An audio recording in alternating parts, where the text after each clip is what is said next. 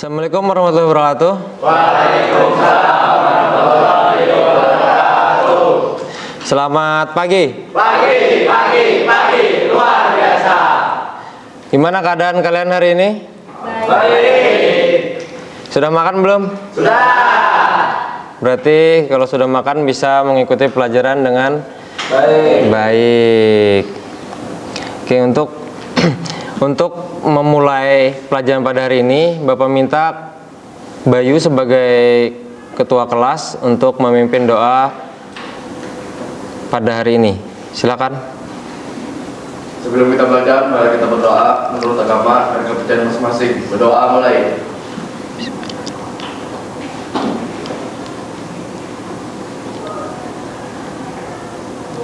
Berdoa selesai. Ini Bapak absen dulu ya. Abdul Muhid, Afden, Hadir, Pak. Ahmad Alvito Dianova,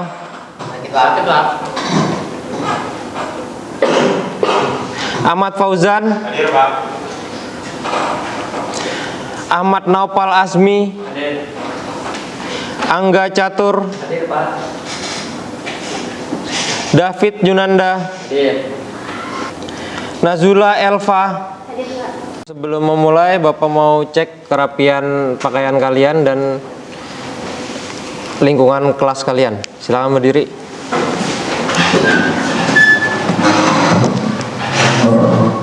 Bajunya sudah masuk semua? Sudah, Pak. Ya sudah, silakan duduk lagi. Kita sebelum memulai materi, Bapak mau menanyakan. Ini kan kita materinya nanti tentang alat ukur, tentang pengukuran. Kalian sudah paham nggak tentang alat ukur itu? Pengukuran itu untuk apa sih? Nggak ada yang tahu? Oke, nanti kita lanjutkan. Kita kasih materinya tentang pengukuran itu apa. Ya, untuk pembelajaran jangka sorong ini kita ada tujuannya. Yang tujuannya yang salah satunya adalah untuk menganalisis alat ukur. Jadi kalian nanti diskusi menganalisis alat ukur dari komponen-komponen alat ukur itu apa aja sampai fungsi-fungsinya itu apa aja. Yang kedua adalah untuk menggunakan alat ukur dengan baik dan benar. Jadi gimana cara kalian untuk menggunakan alat ukur itu dengan baik. Misalnya ukuran itu 16,5 dengan kalian mengukur 16,5 itu berarti kalian bisa mengukur bisa membaca alat ukur itu dengan baik. Itulah tujuan pembelajaran kita untuk hari ini. Ini adalah definisi pengukuran. Pengukuran adalah penentuan besaran, dimensi atau kapasitas biasanya terhadap suatu standar atau suatu pengukuran. Pengukuran tidak hanya terbatas pada kuantitas fisik, tetapi juga dapat diperluas untuk mengukur hampir semua benda yang bisa dibayangkan. Jadi pengukuran itu tidak berupa fisik aja, tidak berupa kalian mengukur meja, mengukur jalan, tidak cuman sekadar itu aja. Pengukuran juga bisa diukur dengan nilai kesabaran, nilai kepercayaan orang terhadap kita. Seperti kita bekerja, kita kan memang orang harus percaya sama kita. Kita membuka usaha, kita membuka bengkel. Kalau orang mudah percaya sama kita, maka usaha kita akan mudah didatangi sama orang-orang yang membutuhkan. Kita lanjut. Jangka sorong, karena kita hari ini materinya adalah jangka sorong. Jadi kita fokuskan semuanya ke jangka sorong. Jangka sorong adalah alat ukur yang ketelitiannya dapat mencapai 1/100 mm. Terdiri dari dua bagian, ada bagian diam dan bagian bergerak. Kalau di jangka sorong biasanya disebutnya adalah skala utama dengan skala nonius. Skala nonius itu yang bergerak, skala utama itu yang diam. Ya.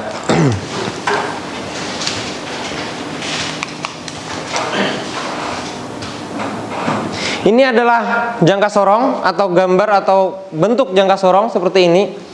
Di sini ada bagian-bagiannya. ada 10 bagian, ada 10 bagian, ada 10 komponen yang bisa kalian ingat-ingat atau kalian hafalkan, dan ada fungsinya masing-masing. Nah, jangka sorong vernier caliper itu juga ada ukurannya, ada yang 0,02 dan ada yang 0,05 dan ada 1 inci. Jadi ukuran jangka sorong itu ada macam-macam, tergantung dari apa jangka sorongnya. Di jangka sorong itu biasanya ada terdapat ukuran, bisa di sini, bisa di atas sini ukurannya, skalanya atau ketelitiannya. Jadi kalian sebelum menggunakan jangka sorong, kalian cek ketelitiannya. Ketelitian yang dipakai di jangka sorong kalian itu berapa? 0,2 kah atau 0,5? Kalau misalnya emang 0,2, kalian tahu cara menghitungnya 0,2 seperti apa. Kalau 0,5, kalian harus tahu cara menghitung 0,5-nya seperti apa. Bapak akan terangkan di 0,5 karena di perusahaan-perusahaan kebanyakannya menggunakannya yang 0,5. 0,2 itu kalau 0,5 kalian bisa paham, 0,2 bisa paham. Yang penting kalian harus menguasai di 0,5 karena di perusahaan dipakainya 0,5. Sangat jarang dipakainya 0,02. Ya. Fungsi, ada 3 fungsi di jangka sorong. Yang pertama adalah diameter luar, untuk mengukur diameter luar suatu benda. Diameter luar itu adalah lapisan paling luar, itu yang diukur. Misalnya kalian pakai drum, berarti luarnya drum itu yang diukur. Itu adalah diameter luar. Yang kedua adalah diameter dalam. Diameter dalam, kalau misalnya tadi kita contohkan yang drum, berarti diameter dalam itu adalah diameter yang di dalamnya, lingkar di dalamnya drum. Itu bisa diukur menggunakan jangka sorong. Bisa kalian lihat untuk diameter luar itu foto yang paling atas, gambarnya paling atas. Itu cara mengukur diameter luar. Yang bawah itu adalah mengukur diameter dalam menggunakan yang bagian atas. Yang terakhir adalah mengukur kedalaman suatu benda. Ini bagian-bagian dari jangka sorong. Yang pertama ada outset jaw, itu ada kalian lihat, itu adalah yang untuk mengukur diameter. Diameter apa? Diameter luar. Terus yang kedua inside. Cari gambar nomor 2 adalah untuk mengukur Diameter dalam. ya, diameter dalam. Yang ketiga depth bore, untuk mengukur Kedalaman. ya, kedalaman. Yang keempat ada step. Apa itu step? Itu ada panahnya arah ke sana, berarti untuk apa? Skala tetap atau skala utama. Yang kelima, ya, yang tadi adalah skala utama. Yang nomor 5-nya apa? Jadi yang nomor 5 itu adalah skala tetap, yang nomor 6 itu adalah skala geser. Ini cara menghitung. Ini cara menghitung di jangka sorong ketelitian 0,05. Jadi kalian harus teliti lagi 0,05-nya itu benar 0,05 atau misalnya 0,02. Jangan menghitung 0,02 di ketelitian 0,05. Nanti akan mendapatkan nilai yang tidak sesuai karena ketelitiannya beda. Jadi cara menghitungnya juga beda. Ini cara menghitung jangka sorong. Hasil pengukuran itu bisa kalian lihat. Skala utamanya adalah 9. Di mana dapat 9? 9 itu adalah 9 garis dari 0. 1, 2, 3, 4, 5, 6, 7, 8, 9. Garis yang mendekati skala utama, garis skala utama yang mendekati skala geser atau skala nonius itu adalah 0. Jadi yang dihitung adalah 9 karena ini ada 9 garis. Jadi skala utama kalian dapat adalah 9 mm. Skala vernier atau skala noniusnya adalah ini terdapat 3. 3-nya dari mana? Dari 0 skala nonius adalah 1, 2, 3. Ada 3 garis dari 0 skala nonius. Berarti kalian hitungnya adalah 3. 3 dikali 0,05. Karena ini ketelitiannya menggunakan ketelitian 0,05. Jadi hasil dari 3 dikali 0,05 mm sama dengan 0,15. Karena 3 kali 5 adalah 15. Tinggal kalian jumlahkan 9 ditambah 0,015, hasilnya 9,15. Itu untuk mengukur, cara mengukur yang 0,05. Ini adalah posisi-posisi pengukuran. Diameter luar, diameter dalam, dan kedalaman. Sebelum Bapak jelaskan, ada yang ditanyakan? Izin bertanya Pak. Ya, apa? Apa yang terjadi apabila mengukur kedalaman menggunakan jangka sorong dengan posisi miring? Jadi yang ini ya. Ini ya. Ya Pak. Jadi itu ada posisi salah, ada posisi benar. Yang diameter kita mulai diameter luar dulu. Untuk yang diameter luar itu ada posisi salah adalah menaruh benda kerja, menaruh benda ukur di ujung. Kenapa jadi salah? Karena di ujung ini tidak pas presisi. Kalau kita mengukur dengan jangka sorong, harusnya posisinya di tengah-tengah seperti ini. Karena benda ukur belum tentu ratanya benar-benar rata. Ratanya tuh belum tentu seperti rata air. Jadi masih ada gelombang-gelombangnya biasanya. Jadi harus pas di tengah.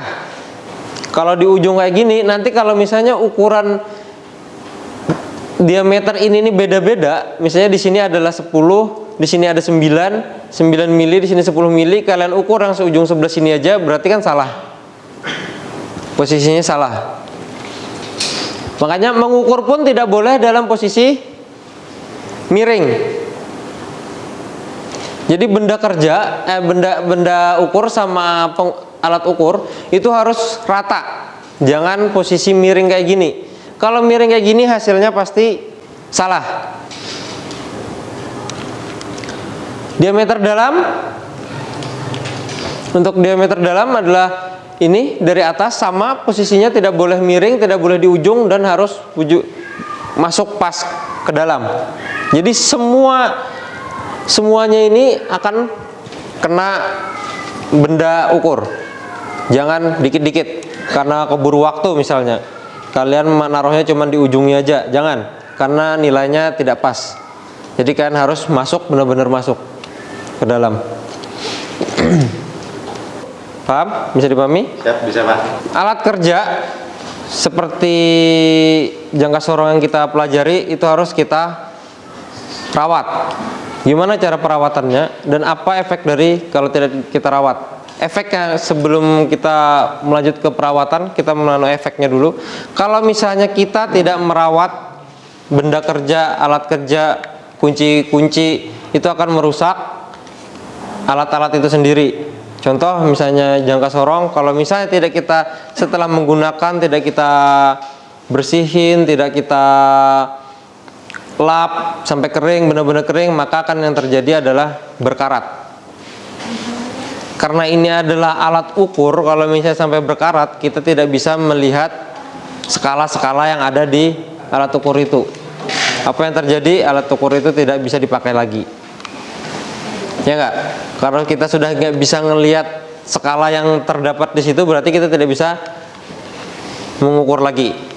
Seperti jangka sorong, seperti yang kalian pakai biasanya adalah penggaris. Kalau penggaris itu skalanya sudah hilang, bisa lah masih kalian pakai. Cuman bisa untuk menggaris lurus, tapi nggak tahu ukuran hasilnya berapa, ya nggak? Iya Pak. Ini adalah perawatannya, membersihkan secara teratur. Jadi setelah kalian pakai, kalian bersihkan, baru kalian simpan. Disimpan di tempat yang jangan yang basah, yang kering. Memeriksa kondisi dan kekencangan. semuanya dikencangin, posisinya dikembalikan ke tutup, habis itu baru kalian kunci, baru kalian masukkan ke dalam tempatnya lagi. Ya, dari itu materi kita untuk jangka sorong. Ada yang tanyakan nggak? Ada yang mau ditanyakan dulu? Nggak ada, Pak. Nggak ada. Kalau nggak ada, Bapak mau memberi kalian tugas.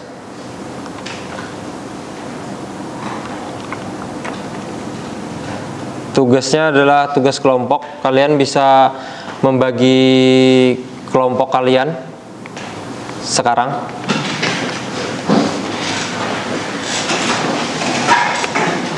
Ini ada soal. Soalnya ada 5. Kalian kerjakan kelompok di kertas ini aja langsung. Tidak perlu di buku kalian. Langsung kerjakan di sininya. Nanti kalian presentasikan setelah kalian selesai mengerjakan ini. Nanti presentasi maju satu-satu. Ini Bapak bagi lembar kerjanya dulu. Habis ini baru Bapak bagi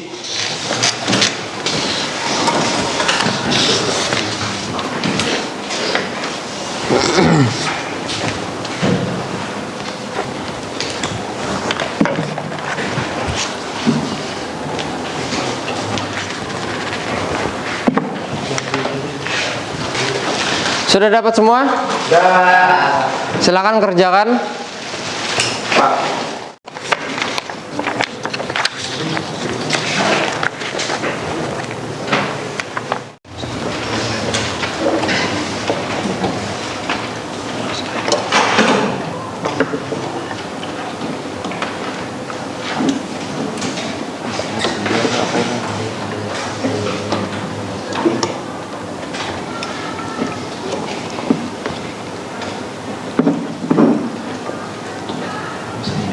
Yang lainnya bisa dijawab soal yang lain dulu sambil ini ngukur. Cuman soalnya ada macam-macam, bisa kalian bagi tugasnya masing-masing. Itu kan ada 5.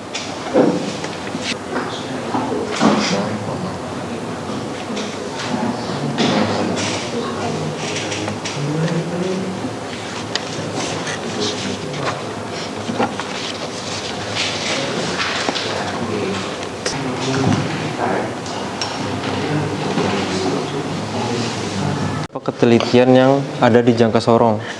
Tadi kan Bapak udah jelasin berapa ketelitian yang ada. Nah, itu kamu sebutin di sini. Bukan skala utama, skala noniusnya. Ada 0,05, ada berapa ya gitu. Ya, itu kan adalah skala ketelitian jangka sorong.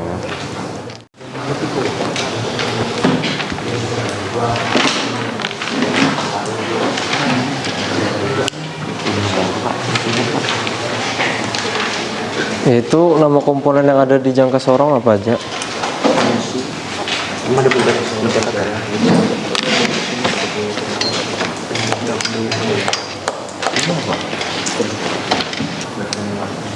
Ya. Ini komponen dan fungsi pada jangka sorong sama aja dari sini, Pak? Sama. Cuman di situ Bapak mintanya tulisannya apa? Komponennya aja berarti. Fungsinya nggak usah. Berarti ini sama aja, Pak? Ya, sama.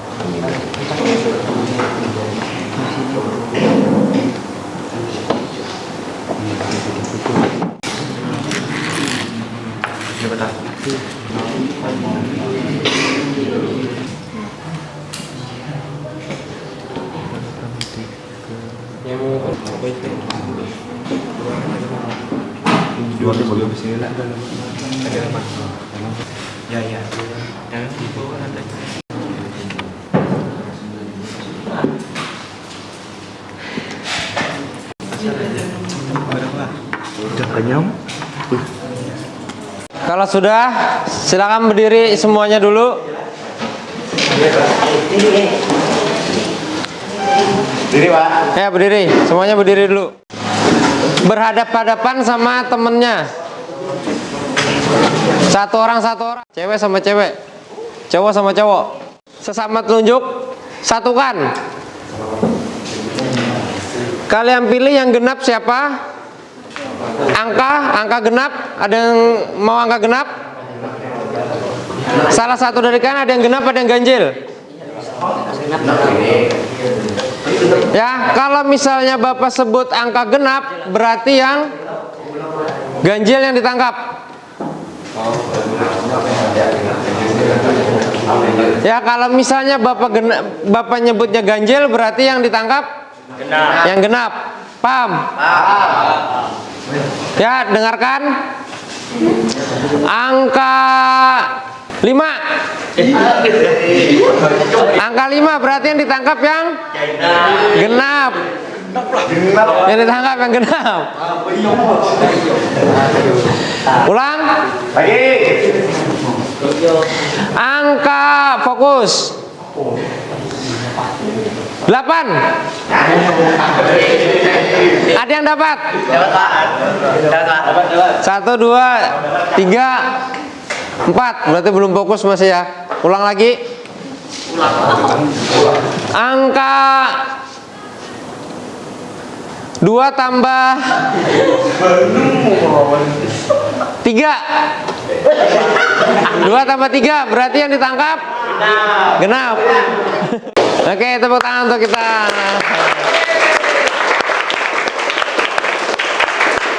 Ya, sudah. Kembali ke duduknya kelompoknya masing-masing. Sekarang kita presentasi. Silakan ketua kelompoknya buka presentasinya. Assalamualaikum warahmatullahi wabarakatuh. Kami dari kelompok 2 ingin mempresentasikan jawaban soal yang sudah diberikan oleh Bapak Garang. Langsung ya. Oke, silakan langsung. Kami ingin menjawab soal nomor 1 yang diberikan oleh Bapak Garang. Soal nomor 1, mencari kedalaman celah ring piston. Skala utama 5 dan skala rumusnya 0,30. Hasil pengukuran dari kedalaman celah ring piston adalah 5,30. Soal kedua, diameter luar piston. Skala utama 87 dan skala rumus 0,73. Hasil pengukuran dari diameter luar piston 87,73. Diameter dalam piston, skala utama 25 dan skala rumus 0,21. Hasil pengukuran diameter dalam piston 25,21.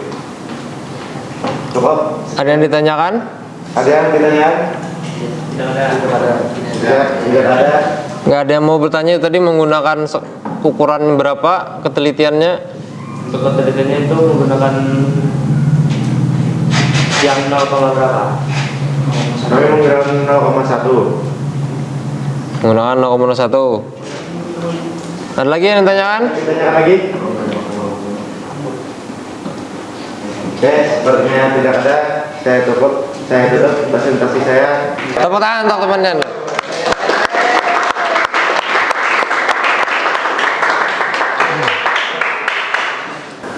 Untuk ketelitian jangka soro yang kami gunakan adalah 0,05. Untuk pengukuran kedalaman celah ring piston, skala utama 4 dan skala rumus 0,6. Jadi hasil pengukuran kami adalah 4,30. Apakah ada yang bertanyakan? Ya, ada yang tanyakan nggak? Cukup, Pak. Ya. Baik, kalau tidak ada yang bertanyakan, saya tutup. Assalamualaikum warahmatullahi wabarakatuh. Waalaikumsalam warahmatullahi wabarakatuh.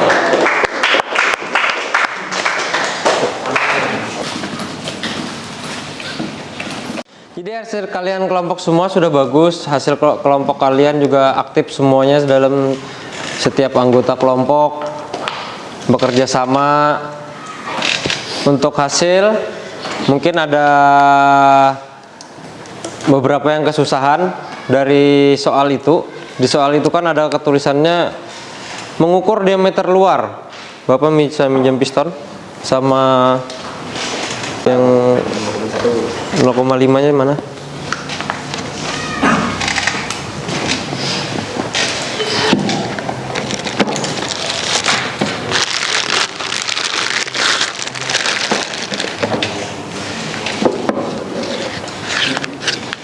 Bapak jelaskan lagi untuk mengukur diameter luar itu seperti ini. Jangan kayak gini, karena ini mentok. Kalau ini mentok, berarti belum pas di tengah-tengah dari piston, maka hasilnya akan berbeda. Maka mengukur yang benar seperti ini. Piston lurus, jangka pun harus lurus. Setelah sudah menemukan, baru kalian kunci, baru kalian hitung. Ini bisa kalian taruh. Jadi hasilnya berapa? Misalnya ini adalah 86,10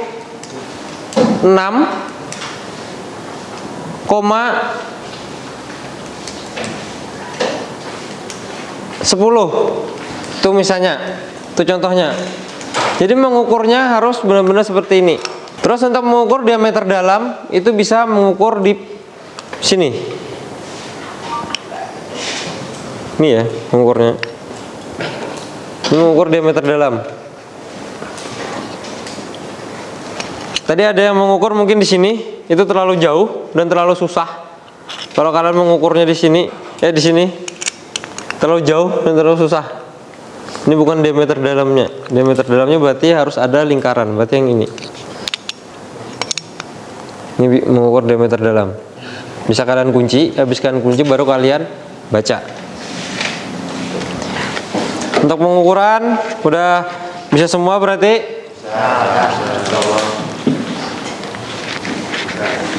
Silakan ketuanya kumpulkan ini sama lembar kerjanya tadi.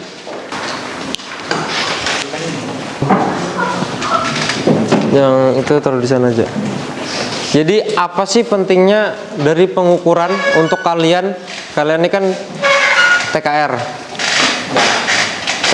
teknik kendaraan ringan. Jadi pengukuran itu berfungsi untuk dimana saat kalian ingin mengetahui suatu ukuran, misalnya kampas rem, kampas kopling, kampas rem cakram, rem tromol, itu menggunakan jangka sorong. Menggunakan jangka sorong. Jadi sebisa kalian jangka sorong itu harus kalian kuasai. Karena kalian bekerja dimanapun di bidang otomotif pasti menggunakan jangka sorong untuk mengukur ketebalan. Jadi nggak ada lagi pakai ilmu perkiraan, nggak mungkin. Misalnya kalian bongkar kampas kopling, terus kalian lihat ini kayaknya udah mau habis nih, ganti tanpa tahu ukurannya. Karena di kampas kopling itu ada ukuran maksimal, ada ukuran minimal. Kalau emang udah di bawah dari ukuran minimal, kita harus menggantinya. Kalau masih di atas dari ukuran minimal masih bisa digunakan. Nah itu gimana kita taunya? Dengan menggunakan jangka sorong. Tidak bisa kita menggunakan penggaris, karena penggaris ketelitiannya 1 mili. Kalau ini kan 0,05 mili. Jadi lebih teliti. Nanti setelah kalian belajar ini, saat nanti kalian ada di bengkel, Bapak mau berharap tidak ada lagi yang tidak bisa menggunakan jangka. Kemarin Bapak ada ketemu sama pihak industri pun mewajibkan siswa lulusan SMK otomotif, jurusan otomotif itu harus bisa membaca jangka sorong minimal yang 0,05. Nggak perlu yang 0,2 atau 0,01. Minimal 0,05. Itu harus kalian kuasai. Oke, ada yang ditanyakan? Kalau nggak ada yang ditanyakan, bisa Bapak akhiri sekarang. Untuk ketua bisa memimpin temennya untuk berdoa kembali. Berdoa mulai.